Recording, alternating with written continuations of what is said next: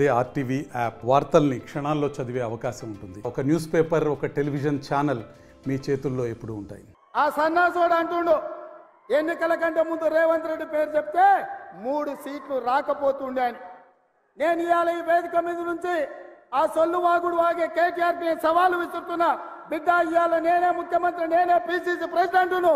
రేపు రాబోయే పార్లమెంట్ ఎన్నికల్లో నేను సవాలు విసురుతున్నా. నీ చేతనైతే దమ్ముంటే, నువ్వు మగోడు అయితే ఈ తెలంగాణ రాష్ట్రంలో బిడ్డ ఒక్క సీటు గెలిచి చూపించు.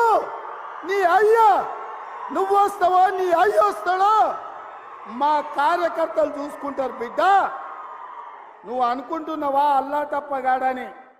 అల్లా తప్పగాలం కాదు, అవులగాలలాక అయ్య పేరు చెప్పుకొని కుర్చీలో కూర్చోలేదు సన్నాసోడా. రుణమాఫీ చేయి నేను కూడా అనవచ్చు. మగాడివైతే రైతు భరోసా స్టార్ట్ చేయి, 70 లక్షల రైతుల ఖాతాల్లో డబ్బులు వేయని నేను కూడా అడగవచ్చు. మగాడివైతే మహాలక్ష్మి స్టార్ట్ చేయి, 1,67,00,000 మంది ఆడబిడ్డలు ఉన్నారు, నెలకు 2,500 ఇస్తానన్నావు, స్టార్ట్ చేయి నేను కూడా అడగవచ్చు. కానీ నేను ఇవన్నీ ఏమనట్లేదు. ఒక్క సీట్ అయినా గెలవము అనే మాట మాట్లాడావు కదా.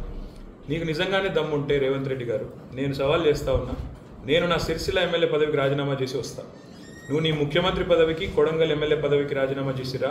నీ సిట్టింగ్ సీటు మల్కాజ్గిరిలో ఇద్దరం కొట్లాడదాం. ఆ ఒక్క సీట్లోనే తేల్చుకుందాం. ఈ రాష్ట్రం అంతా అతలాకుతలం చేయాల్సిన అవసరం లేదు. ఆ ఒక్క సీట్లోనే నేను వస్తాను మా పార్టీ తరఫున, నీ తరఫున నూరా, నీ కాంగ్రెస్ పార్టీ తరఫున. అక్కడ తప్పకుండా తేల్చుకుందాం. ఎందుకంటే ఒక్క సీటు గెలవను అని మాట్లాడుతున్నాం. మరి నీ మల్కాజ్గిరి పార్లమెంట్ సీట్లో అసలు ఎన్ని ఎమ్మెల్యేలు గెలిచింది కాంగ్రెస్ పార్టీ? గుండు సున్నా. ఎంతమంది కార్పొరేటర్లు గెలిచారు నీ మల్కాజ్గిరి పార్లమెంట్ పరిధిలో?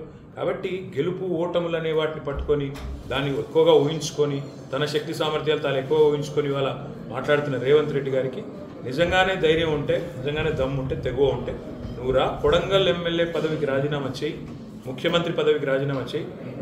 మన మల్కాజ్గిరిలో నీ పార్టీ అభ్యర్థిగా నువ్వురా, నేను కూడా నా ఎమ్మెల్యే పదవికి రాజీనామా చేసి నేను కూడా వస్తాను. అక్కడే తెలుసుకుంటాను. మరిన్ని వీడియోస్ కోసం ఛానల్ ని సబ్స్క్రైబ్ చేయండి. లేటెస్ట్ అప్డేట్స్ కోసం వాట్సాప్ ఛానల్ ని ఫాలో చేయండి. అండ్ లింక్ డిస్క్రిప్షన్ లో ఉంది.